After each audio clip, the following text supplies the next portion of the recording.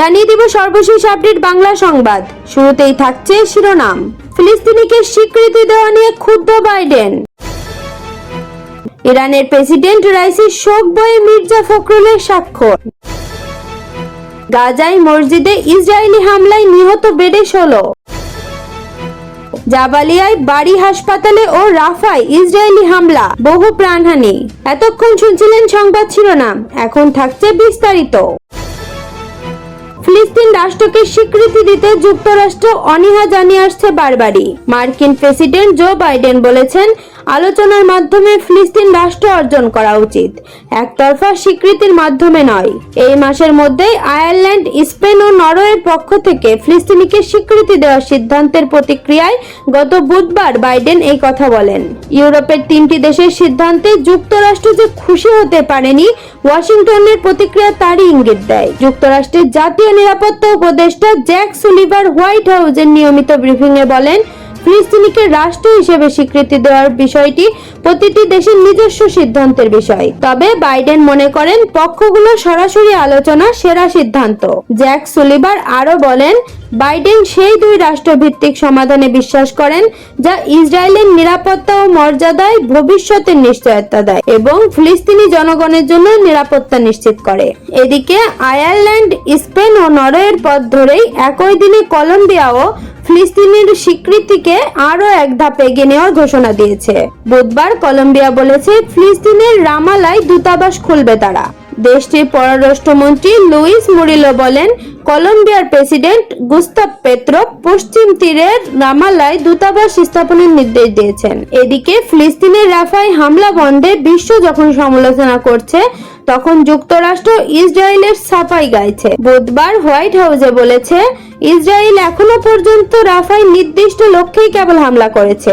এই মাসের শুরুতে যুক্তরাষ্ট্র অবশ্যই ইসরায়েলকে সতর্ক করে বলেছে যে রাফায় হামলা হলে তিনি অস্ত্র সরবরাহ বন্ধ করে দেবেন। এদিকে ইউরোপের 3 দেশের পক্ষ থেকে ফিলিস্তিনকে স্বীকৃতি দেওয়া নিয়ে ক্ষুব্ধ প্রতিক্রিয়া জানিয়েছে ইসরায়েলের প্রধানমন্ত্রী নেতানিয়াহু বলেছেন, এই ধরনের পদক্ষেপ সন্ত্রাসের জন্য পুরস্কার হিসেবে কাজ করে এবং ইসরায়েলে কোনো শান্তি আনবে না।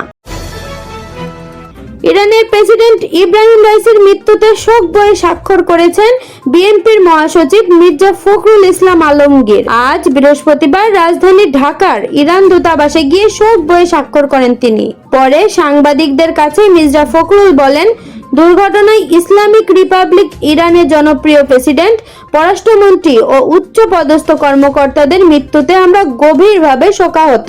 তিনি বলেন, এই মুহূর্তে বিশ্বে অভিজ্ঞ রাজনীতিবিদদের খুব বেশি প্রয়োজন। সেই সময় ইব্রাহিম রাইসির মতো একজন বিচক্ষণ, অভিজ্ঞ, জনপ্রিয় নেতার হঠাৎ চলে যাওয়া অত্যন্ত মর্মান্তিক বলে মনে করেন। মির্জা ফখরুল বলেন, বিএনপির পক্ষ থেকে ইরানের জনগণ, সরকার, প্রেসিডেন্ট রাইসির পরিবার ও আত্মীয় স্বজন, পররাষ্ট্রমন্ত্রীর পরিবার ও আত্মীয় স্বজনের প্রতি গভীর সমবেদনা জানাচ্ছি। তারা যেন এই শোক সহ্য করতে পারেন।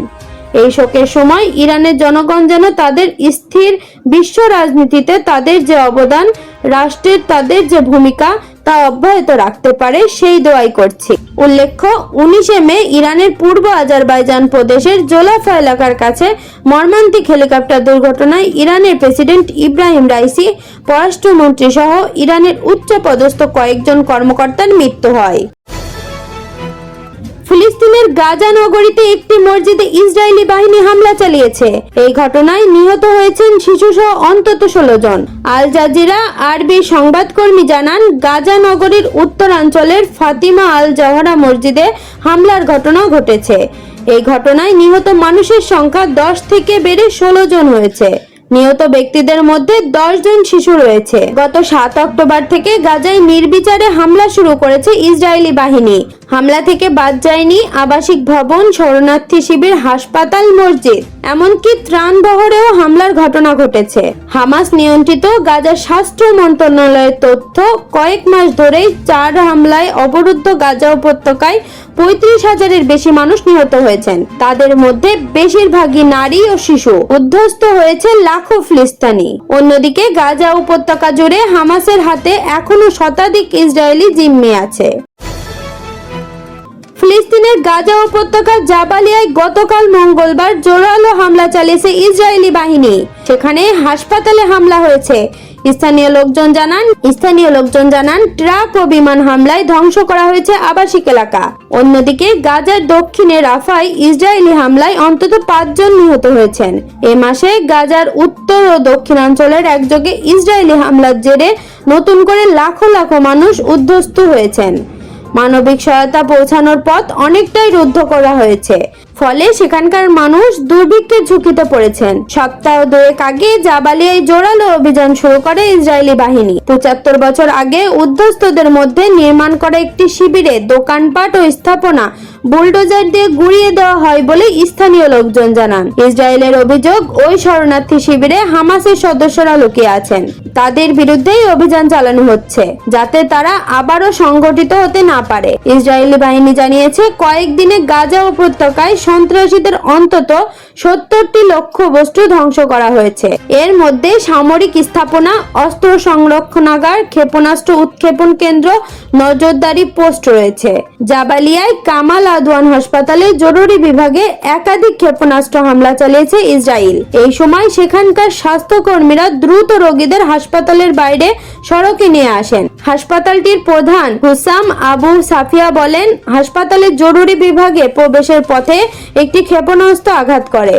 কয়েক সেকেন্ড পর সেখানে আরেকটি ক্ষেপণাস্ত্র এসে পড়ে, আর তৃতীয় একটি ক্ষেপণাস্ত্র আঘাত করেছে পাশের একটি ভবনে। জাবালিয়ায় আল-আওদা হসপিটালেও তৃতীয় দিনের মতো হামলা হয়েছে। বিশ্ব স্বাস্থ্য সংস্থার প্রধান তেদ্রোস আধানোম গ্লেবাসুস সুইজারল্যান্ডের জেনেভার বলেছেন, গাজার উত্তরাঞ্চলে এখন মাত্র 2টি হাসপাতালে কার্যক্রম চালু আছে। সেখানে এসব হাসপাতালের স্বাস্থ্যসেবা চালু রাখার নিশ্চয়তা দেওয়া খুবই জরুরি। এদিকে দক্ষিণাঞ্চলের খান ইউনিসে বিমান হামলায় 3 শিশুর প্রাণ গেছে, আর রাফায় একটি বাড়িতে হামলায় 3 শিশু সহ অন্তত 5 জন নিহত হয়েছেন। স্থানীয় স্বাস্থ্য কর্মকর্তারা এইসব তথ্য নিশ্চিত করেছেন। গাজার খোজা এলাকার এক বাসিন্দা টেলিফোনের রাইটার্সকে বলেন, সব জায়গায় বোমা হামলা চালানো হচ্ছে। মানুষ ভীষণ ভয়ের মধ্যে দিন কাটাচ্ছে, আতঙ্কে পালিয়ে যাচ্ছে। আজকের খবর এই পর্যন্তই। পরবর্তী খবর সবার আগে পেতে বিবিসি ওয়ার্ল্ড নিউজ চ্যানেলটি সাবস্ক্রাইব করে রাখুন।